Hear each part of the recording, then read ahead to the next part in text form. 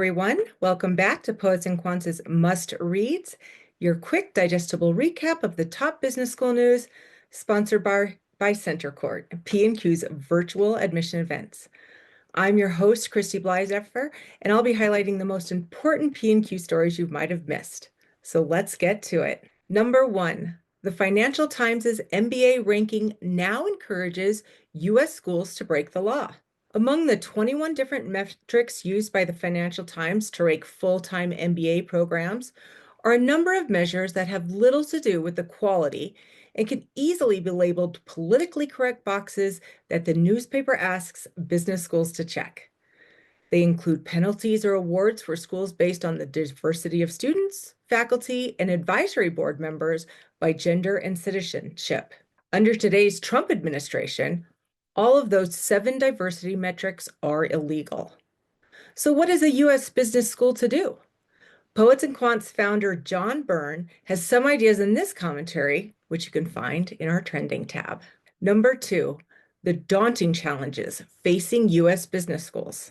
In the first 4 decades as an economics professor and dean, Yale's Edward A. Snyder saw a demand for U.S. management education rise both domestically and around the world.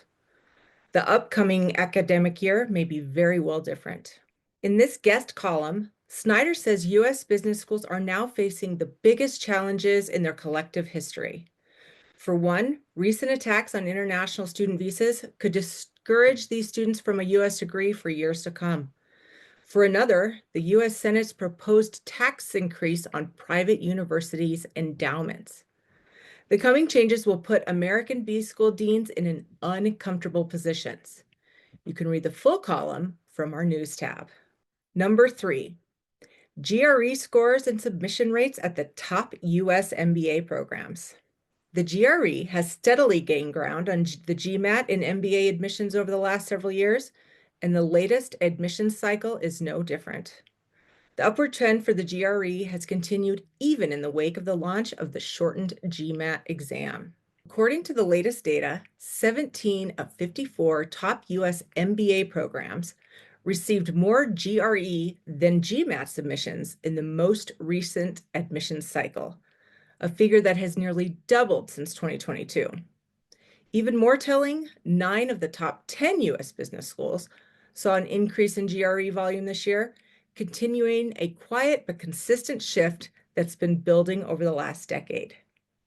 You could read more about the trend and see all the GRE and GMAT data from top U.S. schools in this story, which you'll find on our homepage. Number 4, our weekly roundup of news you can use. No matter where you are in your MBA journey, we bring several helpful stories to you this week. First up, want a career in climate? Advice on making the most of your time as an MBA student. In this article, now up on our homepage, B-School educators described how to align your degree with impact-driven climate work. Next, how to stand out in the application pile. In this article, learn how to sidestep overflowing buckets of banker, consultant, and tech profiles and craft an application that truly shines. Find it in our admissions hub. And finally, 5 tips to craft a killer MBA resume. This story, also on our homepage, offers valuable insider tips with specific examples. And that's it for this week's Must Reads recap. I also want to alert school seekers to our events tab from our main menu. There you'll find all the upcoming admission events for a range of degrees and programs, including full-time and online MBAs, specialized masters, entrepreneurship, and more. Registration is free.